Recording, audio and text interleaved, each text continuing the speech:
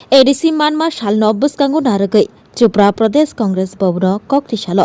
थैथाराय कच्चाम हाकतनि मन्त्री बख्रक इंदिरा गांधीनि मांगबिलिबो खुमबगै खुलुमै लायखा त्रिपुरा प्रदेश कांग्रेस खुलुमथानियो तंग त्रिपुरा प्रदेश कांग्रेस दिकासको आशीष कुमार साहा खबै जुदा जुदा आदंग এই রাজ্যে উপজাতি এলাকা স্বশাসিত জেলা পরিষদ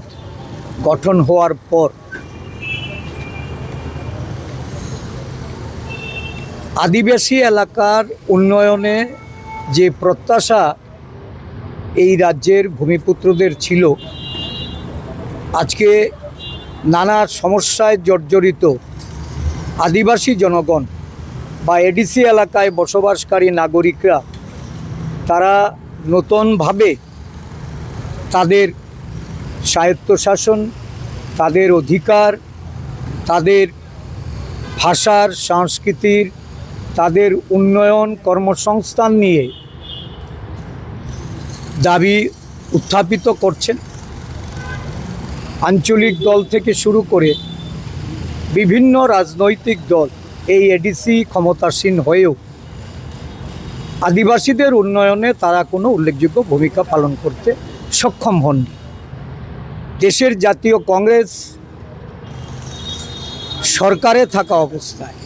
এটা কেন্দ্রীয় সরকারই হোক রাজ্য সরকারই হোক, এই রাজ্যের আদিবাসীদের উন্নয়নে উত্তর পূর্বাঞ্চলের আদিবাসীদের তাদের অগ্রাধিকার বা অধিকার প্রতিষ্ঠার লক্ষ্যে যে পদক্ষেপগুলি গ্রহণ করেছিল, তার মধ্যে ষষ্ঠ তফসিলের এই অটোনমাস ডিস্ট্রিক্ট কাউন্সিল এটা একটা অন্যতম দৃষ্টান্ত। এতে আদিবাসীদের যেমন উন্নয়নের ভাবনা এর মধ্যে ছিল, এবং সাথে সাথে যতদিন কেন্দ্রে কংগ্রেস সরকার ক্ষমতাসীন ছিলেন বিভিন্ন সময়ে বিভিন্ন পদক্ষেপ গ্রহণ করেছেন।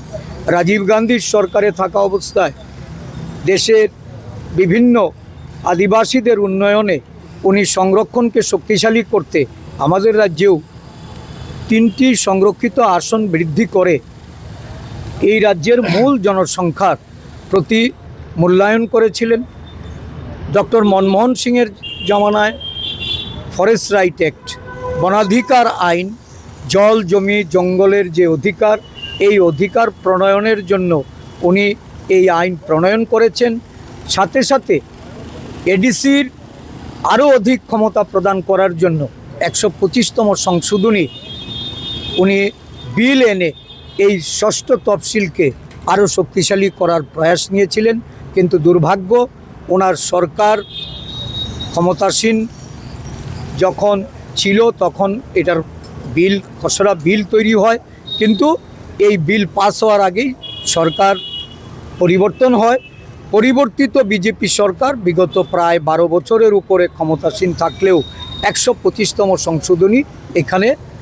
এই বিল তারা পাস করেনি। আজকে কংগ্রেস দল দাবি জানাচ্ছে এই দিনে যে ষষ্ঠ তফসিল কংগ্রেস সরকার কেন্দ্রীয় সরকার প্রদান করেছিল, একে শক্তিশালী করার জন্য এই বিল পাস করা, ত্রিস্তরীয় পঞ্চায়েত ব্যবস্থা গ্রহণ করা, ভিলেজ কাউন্সিল, এই ভিলেজ কাউন্সিল যেভাবে সংগঠিত হতে যাচ্ছে, আমরা এই সংশোধিত বিল উত্থাপন করার মধ্য দিয়ে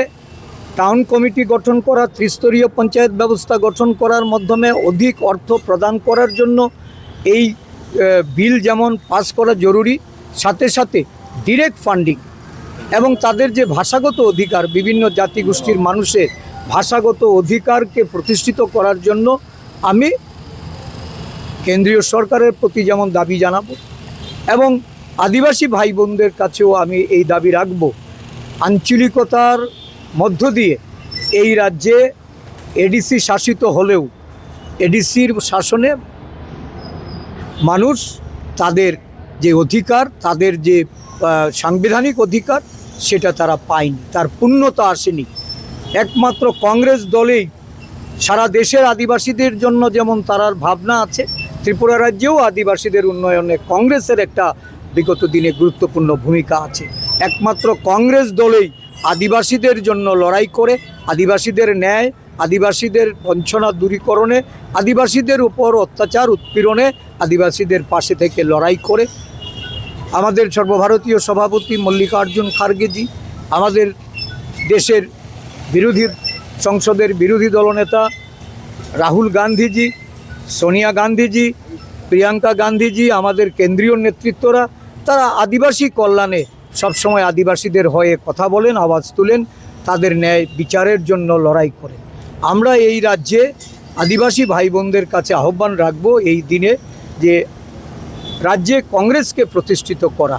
কংগ্রেসের নেতৃত্বাধীন সরকার গড়ার জন্য একটা পরিবর্তনের লক্ষ্যে তারা যেন আদিবাসী অঞ্চলগুলিতে কংগ্রেসকে শক্তিশালী করতে এগিয়ে আসে। কারণ বিগত দিনগুলিতে যারা শাসন করেছে তারা শুধু প্রলোভিত করেছে, প্রত্যাশা জাগিয়েও সেই প্রত্যাশার কোনো ধরনের সফলতা আসেনি। আমরা জাতীয় কংগ্রেস দলের পক্ষ থেকে